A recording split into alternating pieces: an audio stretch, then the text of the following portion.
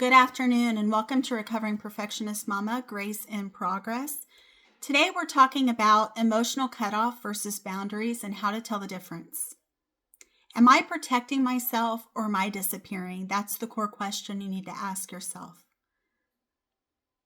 There's a lot of confusion between being emotionally cut off versus boundaries. So ultimately, many women think that they're healing when they're actually just shut down. So the thing is, you should never get to the feeling where you're feeling numb or like you're just observing your life. You need to be able to actually have like a hold on your emotions. Like suppressing your emotions is never a healthy stance to take. Because ultimately, what are you suppressing? Is there a reason why you feel that not feeling anything or feeling numb is better than actually being able to put a handle on what you're feeling and why you're feeling?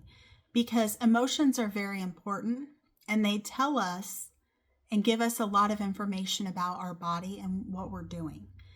And ultimately, I'm not saying that being in fight or flight is a good place to be in a constant state. But ultimately, feelings are neither good nor bad. Some of them are uncomfortable, but ultimately there are coping strategies that can help you deal with that other than completely going numb, because going numb doesn't help anyone. And so let me define the difference here. Being cut off, like emotional cut off, is numbing to survive, meaning you've experienced something so traumatic or just an ongoing series of things that you weren't able to handle. And so your body just almost decided to kind of go into self-preservation mode to protect you because of what you were experiencing. And then boundaries are where you're staying present without betraying yourself, without trying to numb yourself or trying to maybe disassociate from whatever you experienced with it, be it with family, be it with a spouse, be it with whatever that you experienced. So ultimately, the key here is to know that boundaries still allow you to feel. They allow you to be present. They allow you to essentially gauge how you're feeling and maybe what might make you feel better, what can actually help you cope and get through this period of time without cutting off and not having any feelings whatsoever. And also, too, cut off removes access to feelings and boundaries and things like that, because you're not feeling or experiencing anything, which is not good, because ultimately they're going to come back hard and fast, and you're probably not going to be ready for that. Signs you're cut off.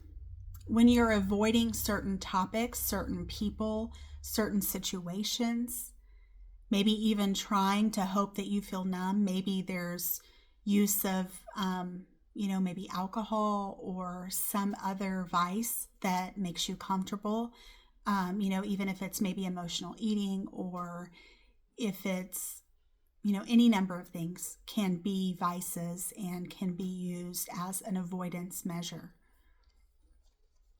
Or you have emotional flatness where you're just like almost like a-emotional. You're not emotional at all. You're just unemotional and kind of flat in effect, meaning you don't really have your usual speech patterns and your usual gusto personality type thing as well. And so that can definitely let you know that you are kind of getting into the cutoff phase. And then you also have the, I don't care anymore, just feels hollow. It's almost like there's a little bit of like depression or upset, being upset about something and not really knowing how to cope with that.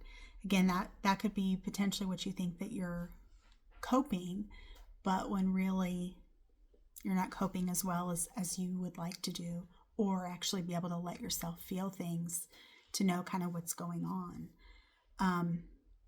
Versus signs that you're actually working with boundaries, you're calm with clarity. You know exactly what your next step is going to be. You know what you want to accomplish. You know how you're going to accomplish it. You're confident. You're seeing every angle of what's going on around you versus you're not avoiding things. So, I mean, that is a definite opposite, clarity versus avoidance. You're not explaining as much because you're like, I have made this decision. This is what I'm going to do. You might like it, you might not like it, but ultimately I'm the person that decides what happens, and this is what I've decided. And I don't owe you an explanation. Sorry. And you also have the ability to feel and to say no. Boundaries say, I can stay here safely. Cutoff says, I have to leave myself to survive, or I have to disassociate from this situation to be able to handle it, to be able to keep going day by day, because it's so much that I cannot handle it at this moment. You don't need to force openness. You just need enough safety to stay present. Thank you for tuning in, and I hope you have a great rest of your day. And thank you for tuning in once again to Recovering Perfectionist Mama, Grace in Progress. We appreciate you and thank you for your support. Hopefully you'll tune in and see us again soon. Have a great day. Bye-bye.